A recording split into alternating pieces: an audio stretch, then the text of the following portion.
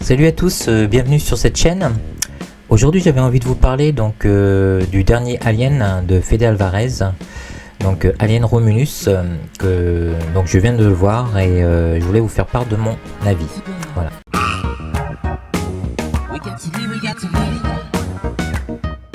Donc le voici enfin, ce très attendu Alien Romulus, la dernière réalisation de l'Uruguayen Fede Alvarez.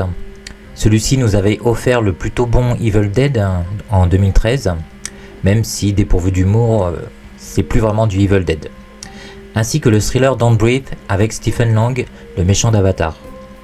Les deux derniers volets de la saga Alien réalisés par Ridley Scott avaient grandement déçu le grand public. Trop d'incohérences, trop d'audace et une volonté de faire plaisir aux fans qui mènera les belles idées esquissées dans une impasse créative et un melting pot indigeste pour le spectateur lambda. Allait-on retrouver cette cohérence? L'histoire que raconte Romulus se situe après le premier Alien. Comme la bande-annonce le laissait entendre, le cast est très jeune, trop pour votre serviteur. Leur background est flou. Qui sont-ils? Comment savent-ils voler? Leur but de prime abord n'est pas très explicite. La seule relation qui ressort plus précisément concerne l'héroïne interprétée par Cailee Spaeny, Rain, et son frère, entre guillemets, l'androïde Andy, joué par David Johnson. Elle fonctionne plutôt bien, mais n'est pas des plus passionnantes. De plus, rappelons-nous que le regretté Dan O'Bannon avait déjà détesté l'apport de l'androïde Ash dans son histoire. Le reste des personnages est très oubliable, et une grande partie du film nous évoque trop des scènes des classiques que sont Alien et le Aliens de Cameron. On n'est pas loin aussi de certaines audaces de résurrection.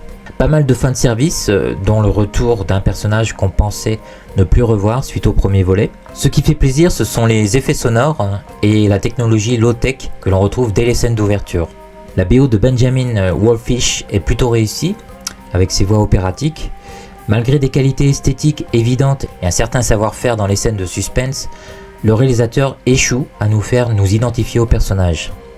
À force de vouloir être trop fidèle au matériel de base, on perd en audace et on peut tomber dans la redondance. Malgré leurs défauts, Prometheus et Covenant avaient su à chaque fois proposer des concepts parfois géniaux, parfois ratés, mais qui au final conféraient à la démarche un charme bricolé qui pouvait plaire à une partie du public. Ce Alien 2.0 touchera-t-il sa cible? À vous de vous faire votre propre idée.